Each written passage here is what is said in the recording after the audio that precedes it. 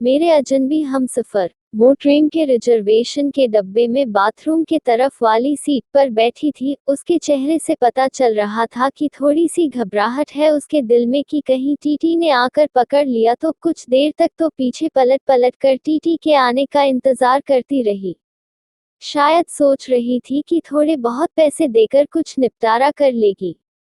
देखकर यही लग रहा था कि जनरल डब्बे में चढ़ नहीं पाए इसलिए इसमें आकर बैठ गई। शायद ज्यादा लंबा सफर भी नहीं करना होगा। सामान के नाम पर उसकी गोद में रखा एक छोटा सा बैग दिख रहा था। मैं बहुत देर तक कोशिश करता रहा पीछे से उसे देखने की कि शायद चेहरा सही से दिख पाए, लेकिन हर बार असफल ही रहा। फिर थोड़ी देर बाद वो भी खिड़की पर हाथ टिकाकर सो गई और मैं भी वापस से अपनी किताब पढ़ने में लग गया। लगभग 1 घंटे के बाद टीटी आया और उसे हिलाकर उठाया। कहाँ जाना है बेटा? अंकल, दिल्ली तक जाना है, टिकट है।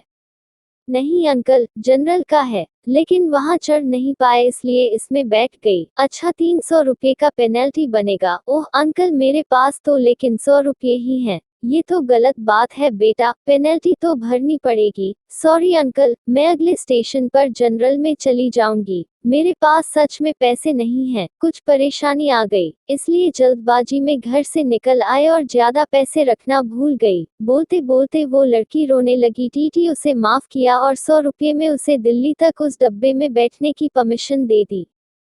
टीटी के जाते ही उसने अपने आंसू पोंछे और इधर उधर देखा कि कहीं कोई उसकी ओर देखकर हंस तो नहीं रहा था। थोड़ी देर बाद उसने किसी को फोन लगाया और कहा कि उसके पास बिल्कुल भी पैसे नहीं बचे हैं। दिल्ली स्टेशन पर कोई जुगाड़ करा के उसके लिए पैसे भिजवा दे, वरना वो समय पर गांव नहीं पहुंच पाएगी। मेरे मन में उथल पुथल हो रही थी। न जाने क्यों उसकी मासूमियत देखकर उसकी तरफ खिंचाव सा महसूस कर रहा था। दिल कर रहा था कि उसे पैसे दे दूं और कहूं कि तुम परेशान मत हो और रो मत, लेकिन एक अजनबी के लिए इस तरह की बात सोचना थोड़ा अजीब था। उसकी शक्ल से लग रहा था कि उसने कुछ खाया पिया नहीं है शायद सुबह से, और अब तो उसके पास पैसे भी नहीं थे। बहुत देर तक उसे इस परेशानी में देखने के बाद मैं कुछ उपाय निकालने लगा जिससे मैं उसकी मदद कर सकूं और फ्लर्ट भी ना कहलाऊं।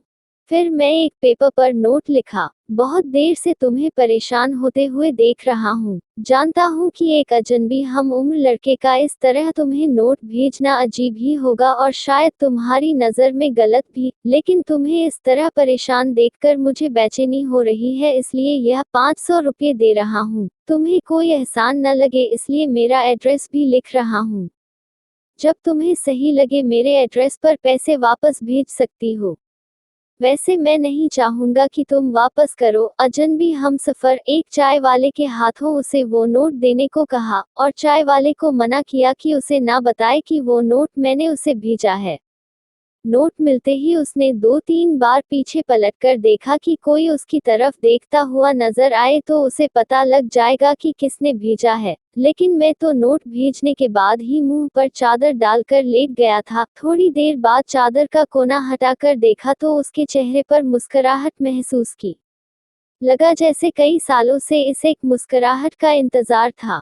उसकी आंखों की चमक ने मेरा दिल उसके हाथों में जाकर थमा दिया। फिर चादर का कोना हटा हटा कर हर थोड़ी देर में उसे देखकर जैसे सांस ले रहा था मैं। पता ही नहीं चला कब आंख लग गई।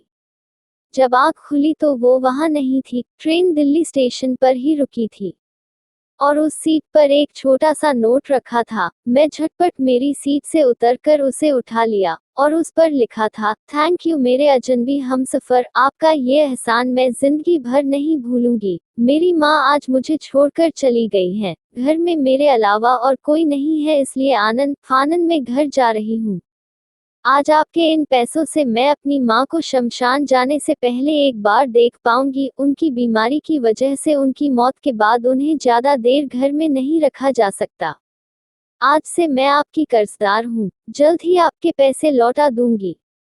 उस दिन से उसकी वो आंखें और वो मुस्कुराहट जैसे मेरे जीने की वजह थे। हर रोज पोस्टमैन से पूछता था, शायद किसी दिन उसका कोई खत आ जाए। आज 1 साल बाद एक खत मिला। आपका कर्ज अदा करना चाहती हूँ, लेकिन खत के जरिए नहीं, आपसे मिलकर। नीचे मिलने की जगह का पता लिखा था और आखिर में लिखा था, तुम्हारी अजनबी हमसफर।